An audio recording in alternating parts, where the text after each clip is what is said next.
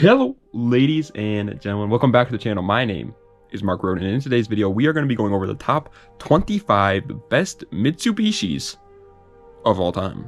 This is part, I don't even know at this point, of our multi-part series where we go over the top 25 best cars of each manufacturer. We've done it with Nissan, BMW, Volvo, Pontiac, of all things. We've done it with a ton of different brands, and today it's on Mitsubishi. I think next time we're going to do Porsche, or Porsche, sorry. I think we're gonna do it on that next, but let me know what other brands you'd like to see in the old comment section down below. But yeah, today's the top 25 best Mitsubishis. Song of the day is called "Nights Like This" by the Kid Laroi. I don't even know what you would call this. It's rap music, pop music, hip hop music, kind of all combined into one. It's a good song. It's a TikTok song. I'm gonna be honest. It's a little TikTok-y, but TikTok is a good app. What do you got against TikTok? Are you a TikTok hater? Well, then I'm a you hater. Without further ado, let's go right into the list with number 25. Not my least favorite Mitsubishi, but the worst of the 25. This was pretty hard to make, by the way. There's a lot of Mitsubishis in this list that I don't know much about, so without further ado, let's get right into it. And coming in at the number 25 spot is the Mitsubishi Mirage first generation. This thing is, I kind of like it. There's some cool builds of it out there, but I will be honest, it's not my cup of tea. Okay, I'm sorry. It's just not my style. For the first gen Mirage fans, I apologize to you. But it's a cool little hatchback. You know, it kind of reminds me a little bit of the Dodge Omni GLH a little bit. Listen, I'm not the biggest Mitsubishi fan, so I'm sorry for all the people that love this car. Alright, coming in at the number 24 spot is one that I can actually give an accurate rating to. It's the Mitsubishi Eclipse GT 3rd generation. The 3G Eclipse Spider in particular is pretty iconic because of Fast and Furious, but overall it did definitely, strided away from what made the 2G and 1G Eclipses so magnificent. This car was front wheel drive only. It was with a V6 instead of a turbocharged inline 4 like everybody came to love. It had its downsides, and in personally opinion, I also think it kind of looks the worst of the Eclipse line. 23rd place is going to another car that's pretty big in Mitsubishi's history, the Mitsubishi Galant first generation. Obviously, the Mitsubishi Galant is realistically probably one of the most impactful Mitsubishis of all time. Galants used to be their rally racing cars in the first generation. It started it all for them pretty much. But in terms of everything else about it, I'm not the biggest fan of it. There's also just a significantly better version of this car that we're going to be talking about not too far from now. It's just too small for me, man. It's too low of a horsepower. I'm sorry. 22nd place. It's going to I said it in that really cool tone because this car has a really cool name. It's a Mitsubishi Colt Lancer 2000. If that's just not just straight American, even though I understand this is a Japanese car, Colt Lancer 2000, that's American. There is an American at work here. Either way, the Colt Lancer 2000 is obviously one of their very first tries, I guess you could say, at a race car. And it was pretty freaking cool, man. It was a pretty cool looking car. It does look a little boring, I guess you could say, but honestly, I don't even see that. I actually think it looks good, but I don't know. I guess somebody could say it kind of looks a little more. It does kind of look like a Dodge Omni again, but just a sedan version. 21st place, and the only reason why this car is on the list is usually I don't include race cars on the top 25 list because I think it should just be production cars, but I'm going to go with the R5 rally car. I know it's a rally car, so you're probably well, this shouldn't count. It should be an honorable mention or something. It shouldn't be on the actual list. There's not that many cool Mitsubishis, man. So I'm sorry, I had to pick for scraps here. And the R5 rally car is a really cool car, man. I love rally racing. Mitsubishi's obviously incredible at rally racing. This is their, I guess you could say, quote unquote, newest edition of a rally car, and in my opinion, it's pretty freaking cool. Breaking its way into the top 20, however, is going to be going to the Mitsubishi Evo 2. The only reason why the Evo 2 is so much lower than the rest, I think the first, second, and third generations of the Evos are similar. The fourth, fifth, and sixth generation of the Evos are similar. 7, 8, 9 are similar, and then the 10th is obviously completely different. And the Evo 2 is my least favorite of the bunch because it just didn't, in my opinion, improve on much from the first generation. And I think the first generation is unfortunately seeing the sands of time. So I'm going to put the Evo 2 down here. I know it's going to make a lot of big Evo fans mad, but in terms of the Evo world, it's my least favorite. And naturally, coming in at 9th place is the Evo 1. Yeah, the Evo 1, the first generation Evo, obviously its importance in the Mitsubishi lineup is pretty significant. I'm not going to sit here and lie about that.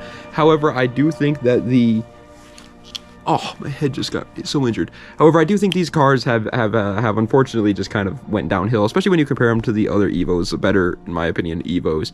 The Evo 1 just doesn't really scratch the surface. Obviously, it's a legendary car in Mitsubishi's history, but not my style. And 18th is the Evo 3. Like I said, I think the Evo 1, 2, and 3 are very similar. Every time I think of these, like the Evos, I always kind of batch them into groups. The Evo 1, 2, 3, 4, 5, 6, 7, 8, 9, and then the 10 is obviously separate.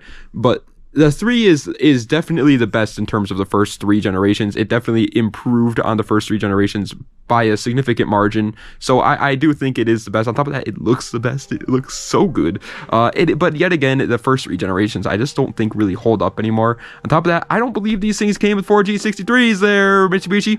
What happened with that? Where's the 4G63s at? Because we're fans of 4G63s over here. 17th place is going to a very controversial car, the Mitsubishi Eclipse GT 4G. I do think the 4G Eclipse improved on the 3rd generation Eclipse by quite a bit. I actually do. I like how it looks. Well, okay, I like how it looks when it's modified. Stock, I don't like how these things look, but I like how they look when they're modified. And even though they did stick with the front-wheel drive only, V6 only mindset with the 3G, I do think that the 4th generation really like kind of hunkered down on that idea and made the V6 actually a reputable engine. It has 260 horsepower out of the gate. It's not a slouch. Like that's all I'm saying. I think it's overhated. Coming in at 16th place, however, is going to the Mitsubishi FTO, a very underrated car because nobody really talks about it because it looks kind of weird. Here's my thoughts with the FTO. The rear end looks bad. I'm just no ifs, ands, or butt cheeks about it. The rear end looks weird. I don't understand why the taillights have like the largest forehead known to mankind, but the front end looks so good. And obviously in terms of performance, was the FTO a little bit lackluster? Yeah, it wasn't like the sportiest car out there, which is definitely a little unfortunate, but it wasn't, I don't think it was really trying to be, man. The FTO was a like a concept car come to life is the best way I can put it.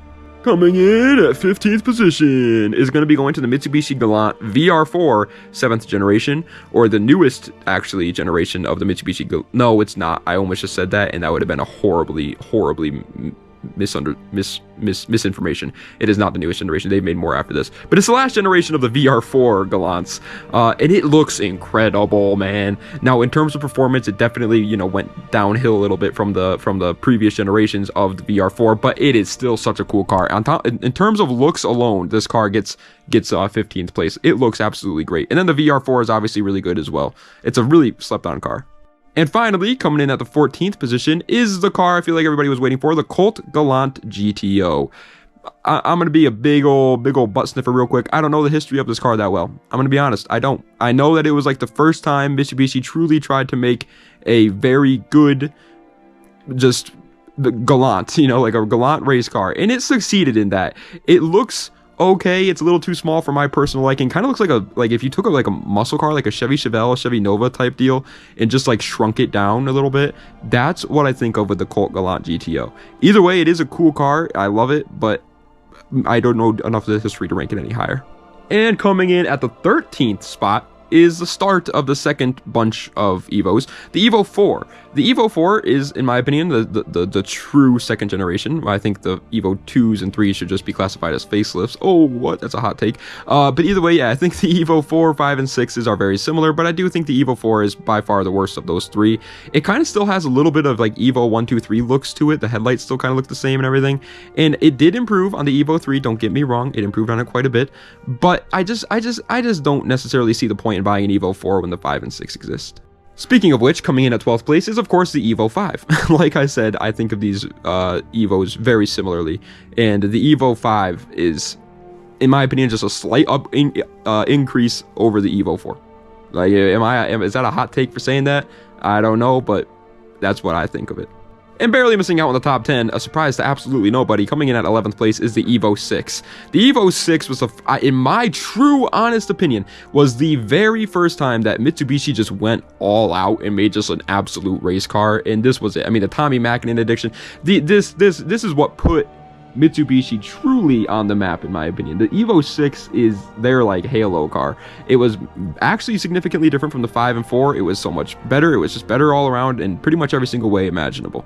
However, coming in at the number 10 spot is not an Evo, but the Mitsubishi Starion. The Starion, also was called like the Chrysler Conquest, I think it was, is a really unique looking car. It looks very different from like anything else on the road, and that draws people away from it, unfortunately. Half the time, a lot of people will be like, oh, I don't like it, man, it looks too boxy or whatever. I understand where those people are coming from.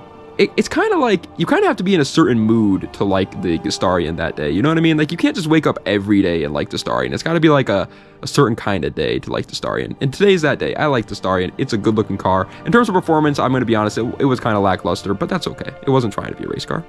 And coming in at 9th place, however, is going to be going to the Mitsubishi Eclipse 1G, the first generation Eclipse. Yes, sir. It's ironic that the first generation Eclipse is one of the best generations of the Eclipse, but it is. They had the all-wheel drive version of this car, and it had an absolutely incredible motor under the hood. That's pretty much all you need to know about the car, but in terms of everything else, it was okay at that too. Looks-wise, I've never been a big fan of it. I always kind of thought they were a little bit ew looking. They kind of looked just boring, if I'm being honest. But they were absolutely incredible. There's a reason why you will still see first-generation Eclipses drag racing all the time. And coming in at the number 8 spot is the newest generation of the Mitsubishi Evo, the Mitsubishi Evo 10. Unless they actually come out with that 11th generation that they've been like teasing us with for like a couple months now. If that actually comes out, by the way, I'll be pretty happy. It looks pretty cool. Either way, yeah, the 10th generation of the Evo, in my opinion, is freaking awesome. I love the 10th gen Evos. My friend has an 800 horsepower 10th gen Evo. The engine that the car came with is not a 4G63, but the motor's perfectly fine. Like, it is just as good as a 4G63. I'm tired of acting like it's not. The motor is an incredible motor. It loves power. It just gobbles up power. In terms of looks, I do think it's actually one of the weaker Evos, though. That's the only downside to it. I don't really think it looks that great, but it is an amazing car. Coming in at 7th place is another Evo, but not really. It's the Mitsubishi Pajero Evolution.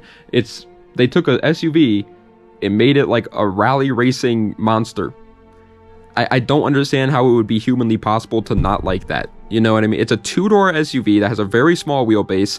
It's like low to the ground, but it's also still an SUV, so it can go over, you know, off-road stuff. It's wide and it's fast. That's literally like everything that you need to know about this car in order to like this car. Coming in at the number 6 spot, however, is my favorite, again, I know it's not the actual generation, but my favorite, like, bunch of Evos, the Evo 7. The Evo 7, in my opinion, is a really good looking car, but I do think it's the weakest of the 7, 8, 9, obviously. It just doesn't, first of all, looks wise, it is very boring looking compared to the 8 and the 9. The 8 and the 9 are much more aggressive looking than the Evo 7 is. It just doesn't hold up in terms of looks, for sure. But in terms of performance, it also unfortunately doesn't hold up. Pretty much the 7, 8, 9s, they just got better as they went. Realistically, with Evos, they just got better as they went. Coming in at 5th place is a car that used to be underrated like literally last year, but now like everybody talks about it. The Mitsubishi 3000 GT VR4. I would like to say that I think I had a hand in making this car like, you know, not underrated anymore, because I used to talk about this car all the time, and people were like, oh my god, that's a cool car. It is awesome, okay? If you don't like the 3000 GT VR4, you're just not a person. First of all, it had a ton of like ingenuity items. First of all, the VR4 in general is an awesome motor. In terms of looks, it looks like a freaking supercar, especially for its time. It had 300 horsepower, all-wheel drive, and active aero. It was just such an awesome car. Unfortunately, the reliability is obviously pretty horrible, but that doesn't matter. Coming in at 4th place, however, is going to be going to the Mitsubishi Eclipse 2G. The 2G Eclipse is unbelievable. I think the 2G Eclipse deserves one of those spots as a JDM legend. I honestly do. First of all, it scratches all the boxes of what a JDM legend is. Was it featured in a Fast and Furious movie? Oh, I don't know. It was only Paul Walker's first car he freaking drove. Does it have an incredible motor that's great for tuning? Oh, I don't know. Oh, maybe it's a watered down 4G63. Is it gorgeous looking? Oh, I don't know. Yeah, it is. It's very gorgeous looking, obviously. And the GSX model, that all-wheel drive turbo, like, it's just, oh my lord, a good car. However, coming in at 3rd place is going to the Mitsubishi Galant VR4 6th generation, the one right before the one we were just talking about before. I do think this one's better than the 7th gen because it was all-wheel drive, and the VR it's so much lighter, and that's a big part of these, you know, Evo rally or Mitsubishi rally cars. They want to be light, and the Galant 6th gen was light. It was a lightweight, just fast little race car, and it was awesome. Everything about the 6th gen Galant scratches all the boxes I like to see. On top of that, it's like a boring looking sedan, but it's not at the same time. And coming in at 2nd place is, of course, going to the Mitsubishi Evo 8.